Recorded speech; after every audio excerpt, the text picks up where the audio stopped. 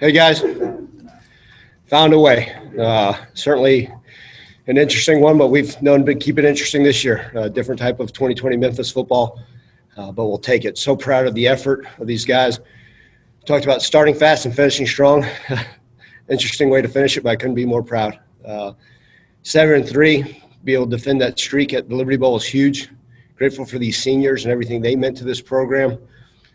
Just so proud of their efforts. And, look, we don't have everybody we started the season with in that locker room, but I couldn't ask to go to battle every single day with a better group of young men, and just so proud of them.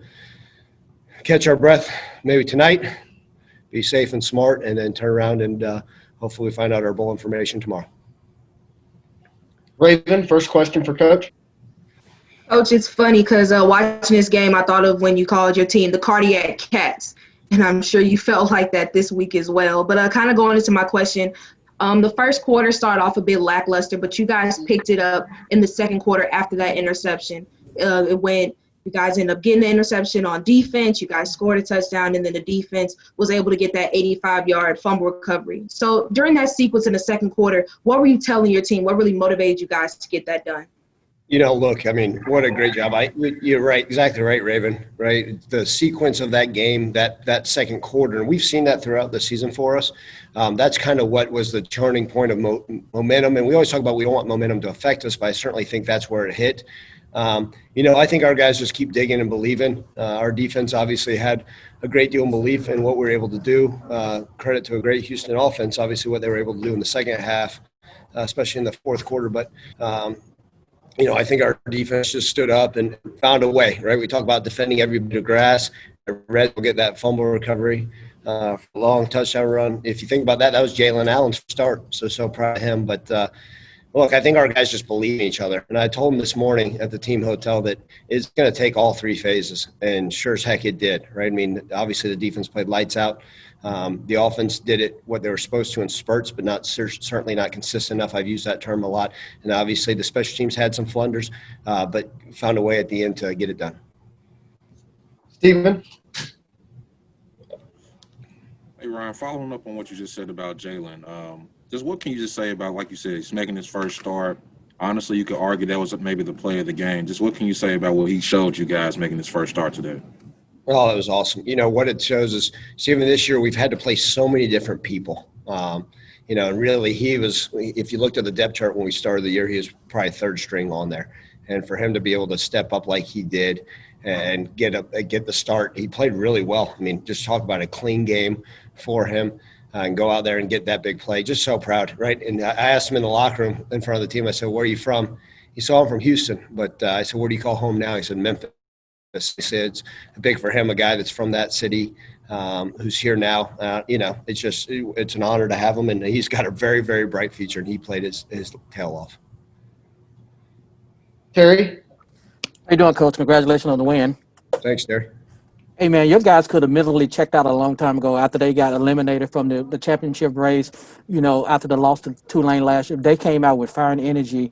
What this says about the character of this team to keep fighting and protect their home turf, because they could have easily just said, we're just going to play this game out.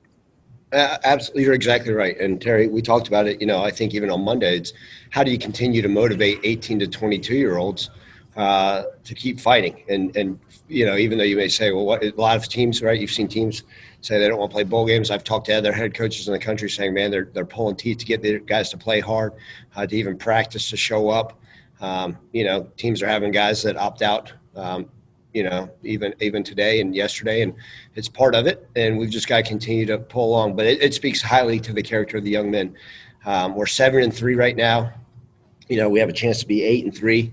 And that's really what's important. We found a way to be 1-0 today, and I'm just so proud of them because it's not pretty.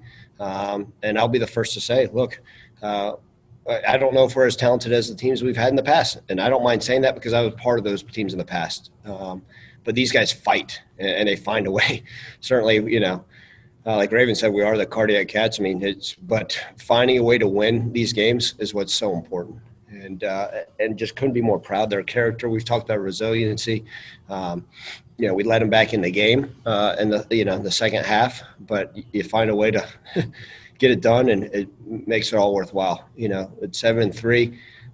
If the season were to stop right now, we'd be top 5 win percentages in the last 50 years of Memphis football history. And so obviously we want to go find a way to win a bowl game because that's something we haven't been able to do here in a while.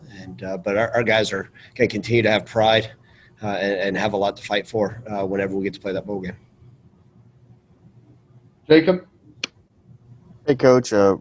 Congrats on the win. Thank you. And Riley Patterson, he really helped you guys out. He made sure that you guys didn't have to go into overtime. What can you say about him and what he's done for you in this game and pretty much during your time? Yeah, so first off, our sports information department probably won't be happy with me, but I'll let you guys know he was selected to the Senior Bowl. So really proud. I was able to tell him, I don't know if news broke yet because I think there was some stuff, but I was able to tell the team Friday afternoon when I got the FedEx package, and I think we're going to release it this week at some point, obviously. But just so proud of him. Riley is a great young man. He's mature. He gets it. He's a leader. He's one of those that, a lot of people don't ever talk about their kicker, but he spent so much of this program, right, being a 4-year starter. We have been known as Kicker U, and glad that he was able to do what he did today. Someone told me it was his first ever career walk-off game-winning field goal, which is awesome. I love it. However, form or fashion, but he's a fantastic young man who really glad that it was him lining up to kick that field goal. Evan? Ryan, this first season obviously has been a lot of different things.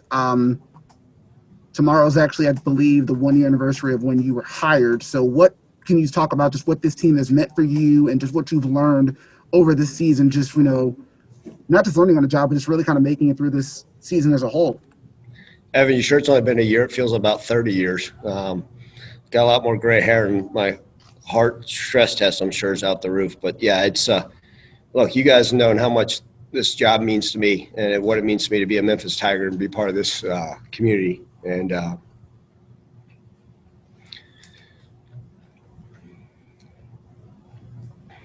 see, just talking about it, you know how it gets me, guys. That's how proud I am of these guys because it hadn't been pretty.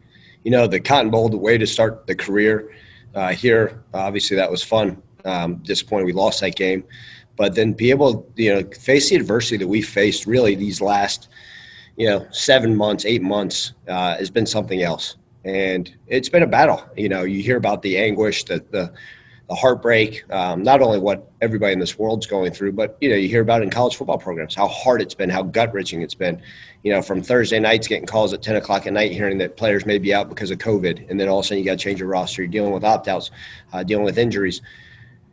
But to be able to sit there in the locker room and celebrate with those guys, what a great win for their team, for our program, for the university. And I'm just honored that they let me be a part of this and be able to lead them in some form or fashion. And it's meant the world. It's been a heck of a first year. I've learned a ton. I've got to continue to improve as a head coach, as a person. And but I know the future is very bright here at Memphis. And look, the work's not done yet for the 2020 football season, but just so honored to be able to be the football coach here. Clayton? Hey, Coach, in a similar vein with that, I know there hasn't been a lot of time to be reflective this year, but, to be here at Game 10 of the regular season to just finish it, with everything that's gone on to get to this point. I mean, can you just speak to that being an accomplishment in and of itself that you've gotten 10 games in? Yeah, absolutely. Clayton, I've made no bones about it that the number one concern this whole year is the health and safety of our student athletes.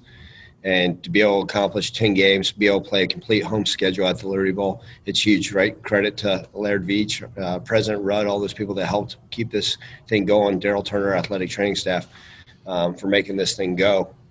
But it is an accomplishment. I mean, I'm not going to hide it. To be 7-3, to be able to play 10 games, in a season where so many teams, right, saw Arizona State finished up their season 1-2. They played 3 games this year. So we feel so fortunate to be able to line up there and do it. I believe our guys are constantly trying to do it the right way in order to play football. And, that takes a lot because it's enough to play college football. It's enough for an 18 to 22-year-old to line up every day, to be a student athlete, to be a student, and then to be put what the demands of college football relies on. Now you're talking about adding all the stuff that's occurred in this 2020 season. a lot of guys could have waved that white flag, and these guys show up to work every single day.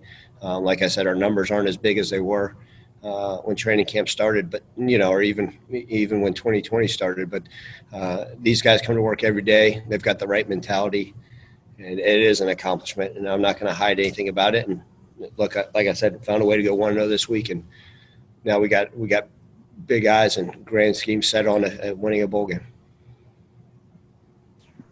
We'll do two more. Terry? Hey, Coach, I saw that Sean went out early and you had to go deep into your tight end pool. Any update on his injuries and anyone else who may have went out? Yeah, so I'll start with anybody else. I don't think there's any other significant injuries, Terry. And then we'll check on Sean. I should have an answer, maybe some more information for you guys on Monday or Tuesday this week. But, obviously Sean's meant a lot to this program, for him, possibly his last game in the Liberty Bowl, being from Houston. So we'll see. But, I'll keep my fingers crossed that he's healthy. And that's what I have on him. So I have nothing else on it. Ryan? Just to piggyback off that, Calvin Austin looked like he tweaked his leg. Do you know if he's okay at all? I think so. I do, Brian. I saw him walking around.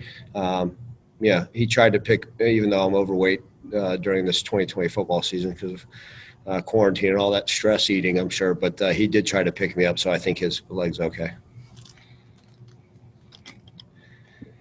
Thank you, Coach. Hey, thank you, guys. I appreciate you guys. I'll look forward to seeing you guys at the Liberty Bowl in 2021. Appreciate all the support, and I truly do. And I don't get to thank you guys enough. The media coverage you guys give our team, good, bad, or indifferent, but our players certainly deserve all the credit, and appreciate you guys showing them in the right light. Thank y'all.